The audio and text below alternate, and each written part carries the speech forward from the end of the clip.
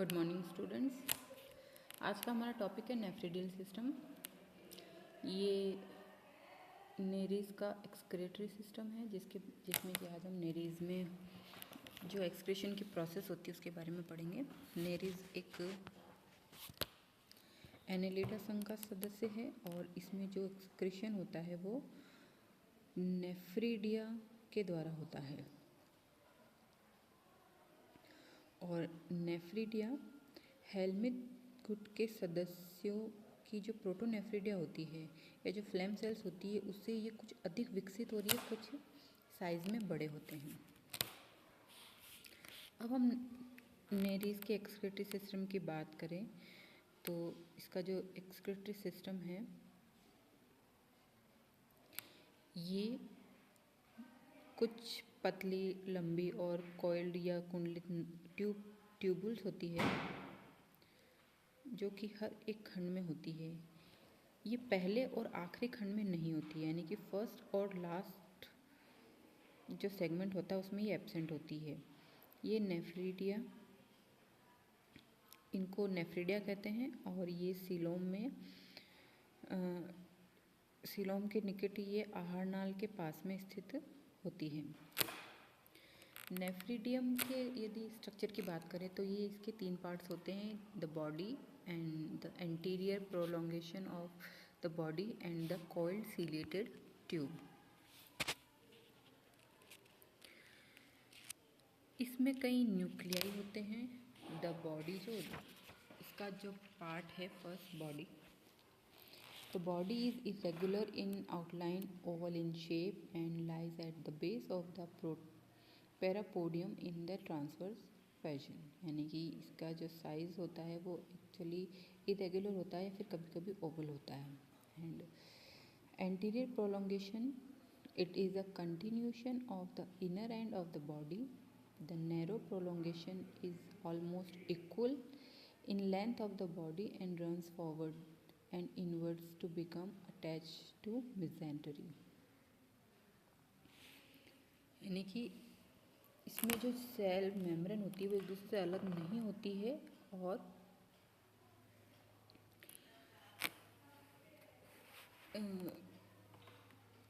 इसमें ये इससे अलग नहीं होती है तथा इसके अंदर जो कॉइल्ड नलिका पाई जाती है वो लंबी और पतली कॉइल्ड होती है और इसमें टर्मिनल डक्ट जो होता है उसमें सीलिया नहीं होते हैं। Coiled ciliated tube, the coiled ciliated tube is housed in the body cavity and is the anterior prolongation of the nephridium। यानी कि नेफ्रिडिया का अगर हम ऑल ओवर पूरे नेफ्रिडिया की बात करें तो इसका शरीर चौड़ा और अंडाकार ग्रंथि के रूप में पाया जाता है और प्रत्येक खंड में ट्रांसवर्स अवस्था में स्थित रहता है।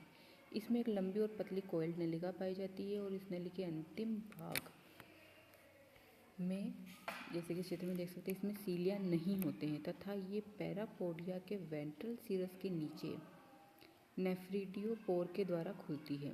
नेफ्रिडियोपोर चौड़ा या सकरा किया जा सकता है और नेफ्रिडिया के शरीर के आगे वाले सकरे भाग को नेक कहते हैं। इस भाग में सीलिया युक्त नली का अंदर वाला भाग फैला रहता है और यह एक खंड की सेप्टा को पार करके दूसरे खंड की गुहा में फैला रखता है जहाँ पर कि ये फनल या नेफ्रोस्टोम बनाता है।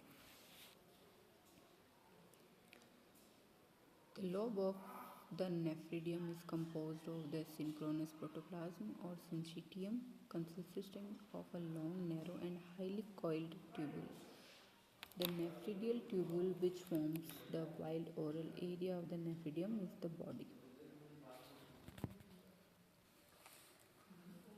प्रकार से the partial tube extends into the anterior segment through the endometrium septum and opens into it by a ciliated funnel-like nephrostomy।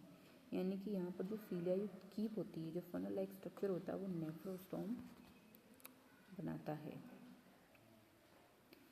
The nephridial duct communicates with the nephridophore at its distal end। यानी कि इसके जो दूरस्थ area होता है वहाँ पर नेफ्रिडियल duct इससे जुड़ी भी होती है और नेफ्रिडोपोर जो होता है वो वेंट्रल सीरस के जस्ट नीचे प्रेजेंट होता है।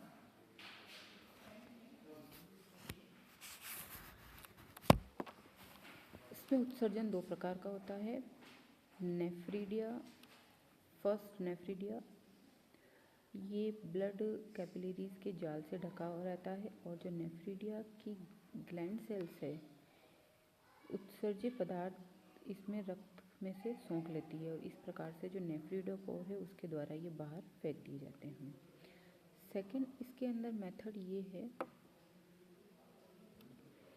कि देह गुहा से जो एक्सक्रीटेड मैटर है, जैसे कि नष्ट हुए सिलोमिक कार्पल सेल्स है, नेफ्रीडिया के जो सिलेटेड फनल्स हैं, ये उसके द्वारा खींच लिए जाते हैं और नेफ्रीडोपोर के द्वारा ये बाहर निकाल दिए जाते हैं।